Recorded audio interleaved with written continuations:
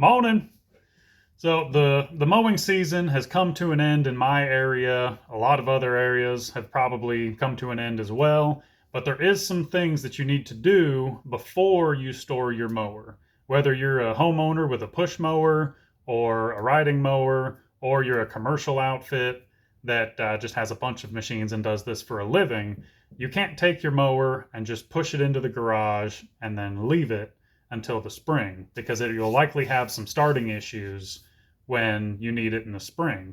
So the first thing that I do is, as we're coming up to the end of the mowing season, I start thinking, okay, well, it's time to start getting stuff ready for the off season. So well, the first thing that I'll do is every time I fill up my gas cans, I'll get some fuel stabilizer and I put it in my gas cans.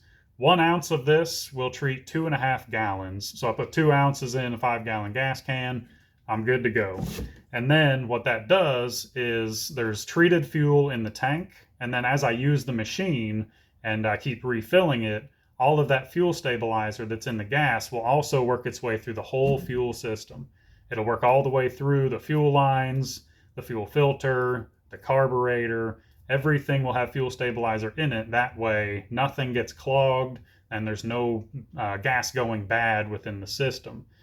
If gas only lasts about a month from the research that I've done. After about a month, the gas is bad. It's broken down to a point where it's not really going to be usable. It's going to gum up your carburetor. It's going to cause problems. So make sure you put fuel stabilizer in your machine and let it run for a little bit to mix that fuel stabilizer through the system before you put it in storage or in your garage or whatever it is.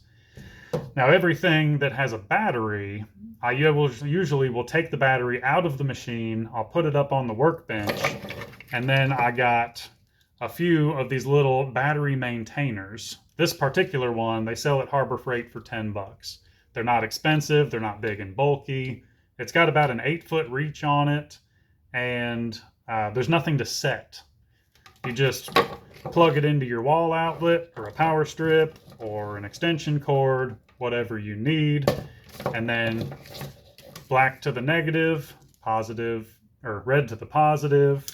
And then there's a little light that's on here that will blink in a certain color, and it'll tell you what it's doing to the battery. And what this does is it will maintain the charge on your battery throughout the off season. If you just leave the battery in the machine and park it and it sits there for 3 or 4 months, you're likely going to have a dead and damaged battery in the spring when you go to fire up that machine. This will lessen the likelihood of that happening. So whenever you need your mower in the spring, take the battery, put it back in your machine. You know you've got a fully charged battery. Very simple. You do that, and that maintains the battery. And then what I usually also do is I'll take a piece of masking tape and I put it underneath the hour meter on my machines. Just in case the hour meter resets. I haven't had one happen where it reset when I took the battery out, but just in case, I write down the hours, this many hours when that battery was disconnected. And then I also put a little note on there for make sure I check the oil, make sure I check the tire pressure. That way I'd make sure I do those things in the spring when I need the mowers again. So if you just push the machine into your garage and leave it, your carburetor is going to get gummed up. You're going to have bad gas in the system. It's not going to want to run right. So make sure you use the fuel stabilizer and then make sure your batteries are maintained in the off season. I've had so many people that have just given me free mowers, free push mowers, free riding mowers, saying, well, it worked fine last season, but now I can't get the stupid thing to start, so I just bought a new one. And they'll just give them to me.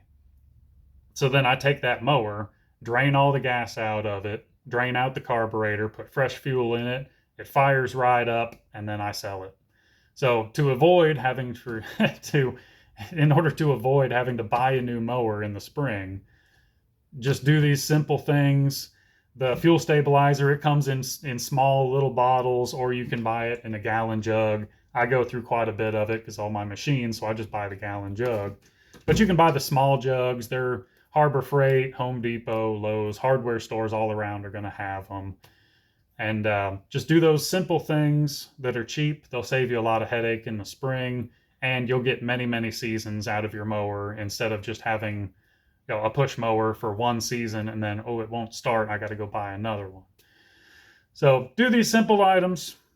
Your mower will keep serving you for many years. Make sure you do all your proper maintenance, do your oil changes, sharpen your blades, clean the thing off from time to time, scrape the deck.